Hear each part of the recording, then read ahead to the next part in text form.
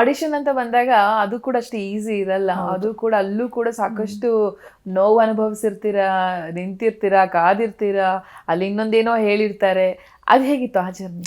ಅದೇ ನನ್ನ ಫಸ್ಟ್ ಆಡಿಷನ್ನೇ ಯುವರತ್ನ ಮೂವಿಗೆ. ಅದು ಸೊ ಇನ್ಸ್ಟಾಗ್ರಾಮಲ್ಲಿ ಅವಾಗ ಯಾರೋ ಪೋಸ್ಟ್ ಹಾಕಿದ್ರು, ಹಿಂಗೆ ಯುವರತ್ನ ಮೂವಿ ಆಡಿಷನ್ಸ್ ನಡೀತಾ ಇದೆ, ಕ್ಯಾರೆಕ್ಟರ್ಸ್ ಯಾವ ಕ್ಯಾರೆಕ್ಟರ್ ಏನು ಅದೆಲ್ಲ ಗೊತ್ತಿಲ್ಲ, ಆಡಿಷನ್ ನಡೀತಾ ಇದೆ ಅಂತ ಹೇಳಿದ್ರು. ಹೋದ್ವಿ, ಫುಲ್ ದೊಡ್ಡ ಕ್ಯೂ ಇದೆ, ಎಷ್ಟುದ್ದ ಇದೆ. ನನಗೆ ಬೇರೆ ಆ್ಯಕ್ಟಿಂಗ್ ಬರಲ್ಲ, ಏನೂ ಬರಲ್ಲ. ಸುಮ್ಮನೆ ಏನೋ ಒಂದು ಟ್ರೈ ಮಾಡೋಣ ಅಂತ ಹೋಗಿ ಆಡಿಷನ್ ಕೊಟ್ಟು 1 ವಾರ ಆದಮೇಲೆ ಕಾಲ್ ಮಾಡ್ತಾರೆ, ಮೇಡಮ್ ಸೆಲೆಕ್ಟ್ ಆಗಿದ್ದೀರಾ ನೀವು, ಕಾಲ್ ಮಾಡ್ತೀವಿ, ಶೂಟಿಂಗ್ ಇರುತ್ತೆ, ಹೇಳ್ತೀವಿ ಅಂತ. ನಾನು ಫುಲ್ ಖುಷಿ.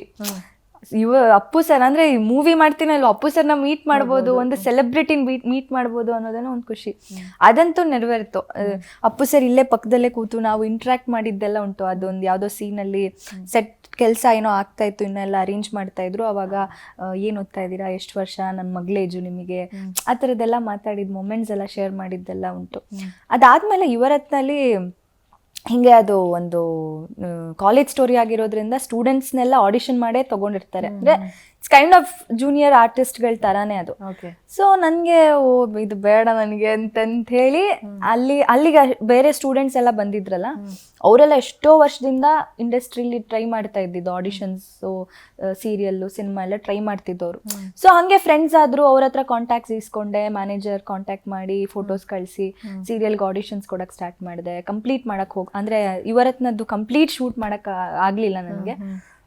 ಬಟ್ ಅದರಿಂದ ನನ್ನ ಕಾಂಟ್ಯಾಕ್ಟ್ಸ್ ಅಲ್ಲಿದ್ದವ್ರು ಸ್ಟೂಡೆಂಟ್ಸ್ಗಳು ಇದ್ದಿದ್ದನ್ನ ಕಾಂಟ್ಯಾಕ್ಟ್ ಸಿಕ್ತು, ಮ್ಯಾನೇಜರ್ಸ್ ನಂಬರ್ ಸಿಕ್ತು, ಆಡಿಷನ್ಸ್ ಮಾಡಿ ಸಪೋರ್ಟಿಂಗ್ ಕ್ಯಾರೆಕ್ಟರ್ಸು.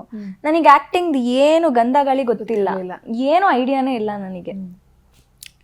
ಸಪೋರ್ಟಿಂಗ್ ಕ್ಯಾರೆಕ್ಟರ್ಸ್ ಮಾಡುವಾಗ ಮೇನ್ ಕ್ಯಾರೆಕ್ಟರ್ಸ್ ಮಾಡ್ತಿದ್ರಲ್ಲ, ನಾನು ನೋಡ್ತಾ ಇದ್ದೆ, ಓಕೆ ಏನು ಮಾಡ್ತಾರೆ, ಹೆಂಗೆ ಮಾಡ್ತಾರೆ, ಡೈಲಾಗ್ಸ್ ಹೆಂಗೆ ತೊಗೋತಾರೆ, ಜಸ್ಟ್ ಅವ್ರು ಹಿಂಗೆ ನೋಡೋರು, ಹಾಂ ರೆಡಿ ಅಂತ ಹೇಳಿ ತೊಗೊಳ್ಳೋರು. ನನಗೆ ಒಂದು ಲೈನ್ನೇ ಬೈ ಹಾರ್ಟ್ ಮಾಡ್ತಾ ಇದ್ದೆ, ಹಿಂಗೆ ಹೇಳಿ ಹಂಗೆ ಹೇಳಿ ಇಂಟೋನೇಷನ್ಸ್ ಎಲ್ಲ. But it did help me. ಅಂದರೆ ಒಂದು ಸಪೋರ್ಟಿಂಗ್ ಕ್ಯಾರೆಕ್ಟರ್ಸ್ ಮಾಡ್ತಾ ಮಾಡ್ತಾ ಲೀಡ್ ಆಗಿದ್ದು ನನಗೆ ಆ್ಯಕ್ಟಿಂಗ್ ಕಲಿಯೋದಕ್ಕೆ ಹೆಲ್ಪ್ ಆಯಿತು. ಓಕೆ,